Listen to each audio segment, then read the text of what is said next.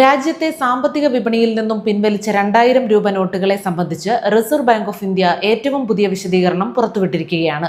നോട്ടുകൾ കൈവശം വെച്ചിട്ടുള്ളവർക്ക് അവ മാറുന്നതിനും അക്കൗണ്ടുകളിൽ നിക്ഷേപിക്കുന്നതിനും ഇപ്പോഴും അവസരമുണ്ടെന്ന് RBI വ്യക്തമാക്കുന്നു.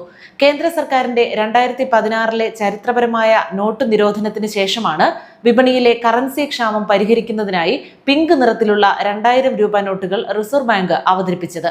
എന്നാൽ കാലക്രമേണ ക്ലീൻ നോട്ട് പോളിസിയുടെ ഭാഗമായി ഈ ഉയർന്ന മൂല്യമുള്ള നോട്ടുകൾ വിപണിയിൽ നിന്നും പിൻവലിക്കാൻ 2023 മെയ് മാസത്തിൽ കേന്ദ്ര ബാങ്ക് തീരുമാനിച്ചു. അന്നു മുതൽ ഘട്ടം ഘട്ടമായി നോട്ടുകൾ തിരിച്ചെത്തിയെങ്കിലും ചെറിയൊരു ശതമാനം നോട്ടുകൾ ഇപ്പോഴും പൊതുജനങ്ങളുടെ കൈവശമുണ്ടെന്നാണ് പുതിയ കണക്കുകൾ സൂചിപ്പിക്കുന്നത്. രാജ്യത്തെ സാമ്പത്തിക വ്യവസ്ഥയിൽ പെട്ടെന്നുണ്ടായ വിടവ് നികത്താൻ എത്തിയ 2000 രൂപ നോട്ടുകൾക്ക് വളരെ കുറഞ്ഞ ആയുസ് മാത്രമേ ഉണ്ടായിരുന്നുള്ളൂ. 2016 നവംബർ 8 നോട്ട് നിരോധനത്തിന് പിന്നാലെ വിനിമയത്തിന് എളുപ്പത്തിനായിട്ടാണ് ഇവ പ്രചാരത്തിലായത്. എന്നാൽ വിപണിയിൽ 100, 200, 500 രൂപ നോട്ടുകൾ ആവശ്യത്തിന് ലഭ്യമായതോടെ വലിയ മൂല്യമുള്ള നോട്ടുകളുടെ വിനിമയം കുറഞ്ഞു. ഇതോടെയാണ് RBI ഇവ വിപണിയിൽ നിന്നും പൂർണ്ണമായി നീക്കം ചെയ്യാൻ തീരുമാനിച്ചത്. 2000 രൂപ നോട്ട് കൈവശം വെച്ചിട്ടുള്ളവർ ഭയപ്പെടേണ്ട സാഹചര്യമില്ലെന്ന് റിസർവ് ബാങ്ക് ആവർത്തിച്ച് വ്യക്തമാക്കുന്നുണ്ട്.